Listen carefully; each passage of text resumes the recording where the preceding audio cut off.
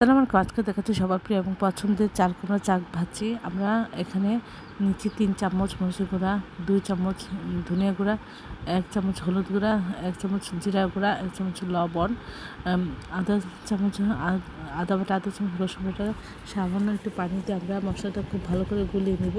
গোলানো হয়ে গেলে আমরা প্রতিটা পিসের গায়ে আমরা খুব ভালো করে এইভাবে ডলে ডলে মশলাটা মাখিয়ে দেব।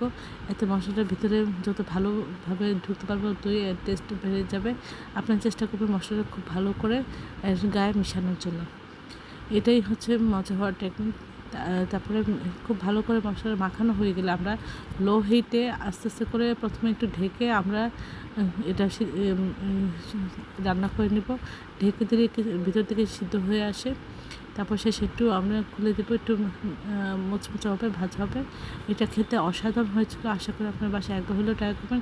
সবাই আমার চ্যানেলটি লাইক এবং শেয়ার দেবেন, সাবস্ক্রাইব করবেন এবং প্রিয়জনকে বেশি বেশি করে শেয়ার দেবেন। আমার চ্যানেলে সব রকমের রান্নার রেসিপি রয়েছে, আশা করি